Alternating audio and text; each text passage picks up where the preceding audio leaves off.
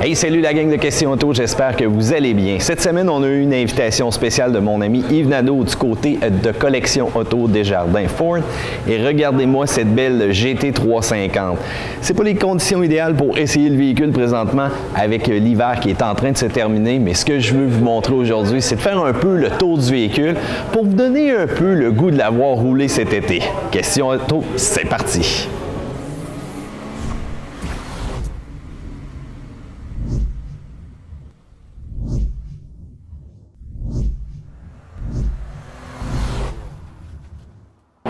My name's Carroll Shelby, and performance is my business.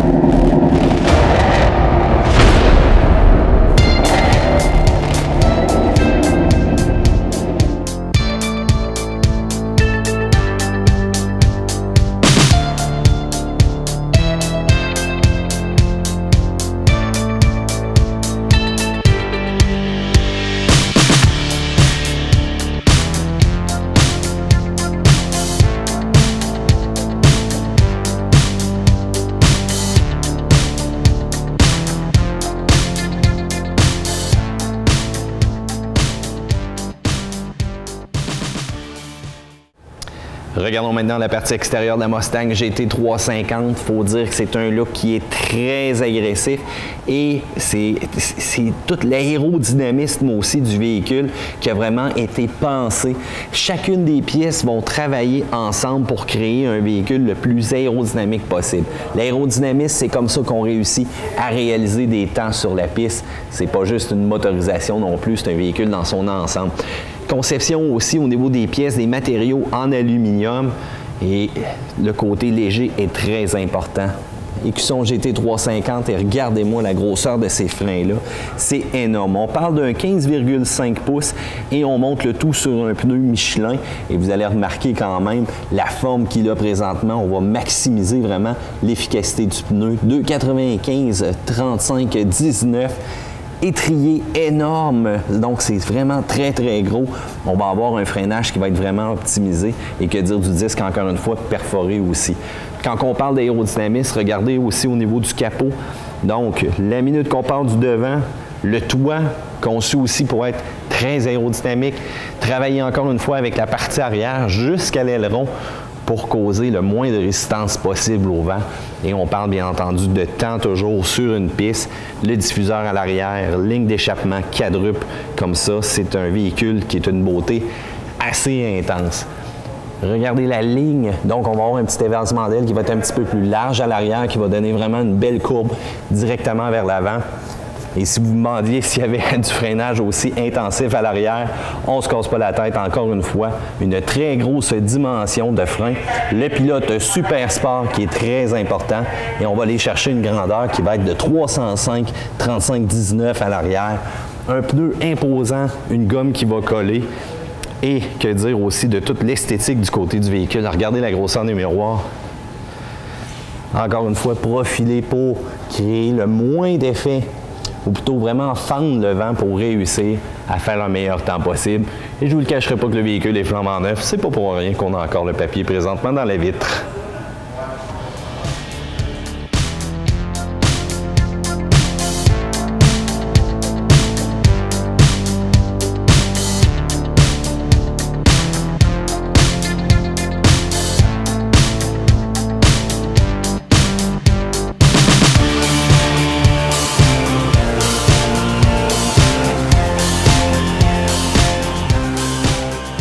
Regardons la partie intérieure du Mustang GT350. Il faut dire que c'est un poste de pilotage, littéralement. Regardez-moi ces sièges-là. une beauté totale. Vraiment un support lombaire style Recaro comme j'aime. Un fini, belle couture encore une fois. Un tissu ferme, un tissu de qualité et un banc qui va bien entendu enrober, que ce soit le conducteur ou encore le passager. Ce qui me fait un petit peu rire, c'est vraiment l'espace pendant à l'arrière. Regardez en position de conduite normale, et bien oubliez ça. Si jamais vous avez des personnes embarquées, ça va être un petit peu difficile à Québec-Montréal, mais c'est pas fait pour ça. D'après moi, ça va être des places qui seront jamais utilisées. On va repousser le banc tout simplement, et voilà.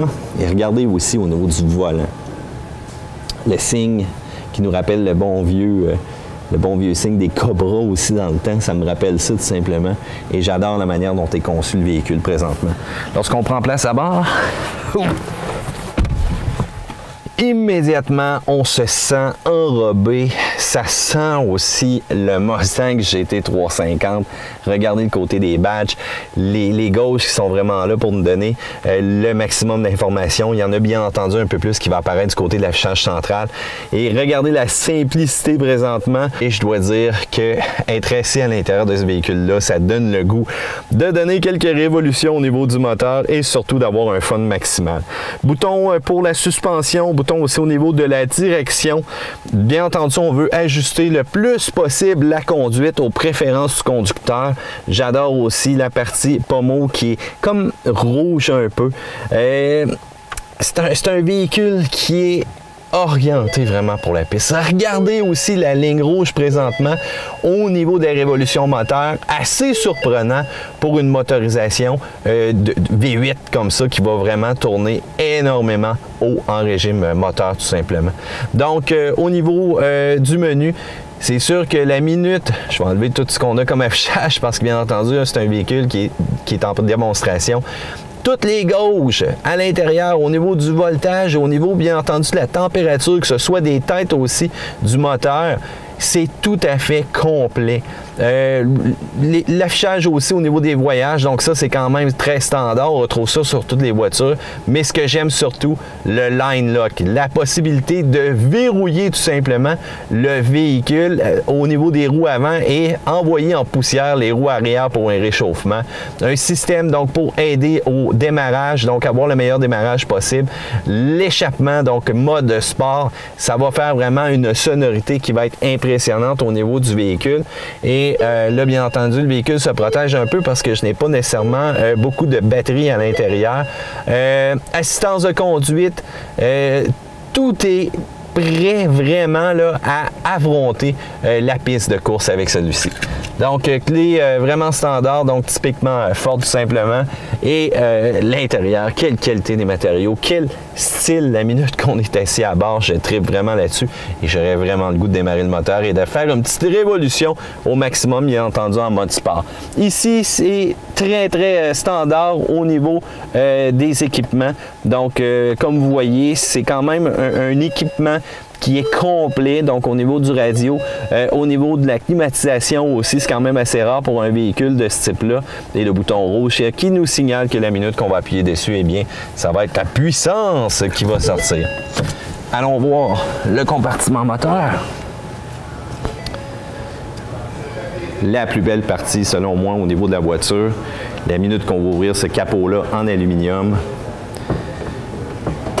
Jetez un coup d'œil là-dessus. Motorisation monstrueuse, motorisation puissante, le moteur de Ford atmosphérique le plus puissant jamais construit. Et je vais laisser faire pour la partie du coffre parce que je ne penserai pas mettre rien à l'intérieur de ce véhicule-là.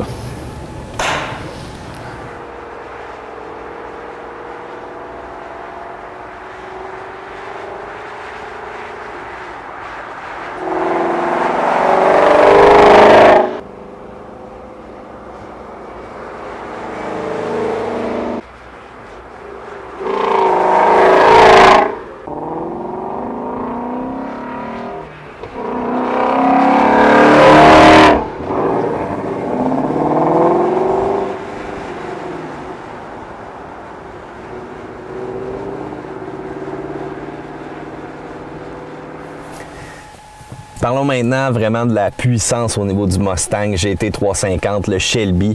V8, 5.2 litres. On est capable d'aller chercher une puissance assez phénoménale. On parle de 526 forces et c'est 429 livres de couple. Donc ça, c'est vraiment la machine ultime présentement.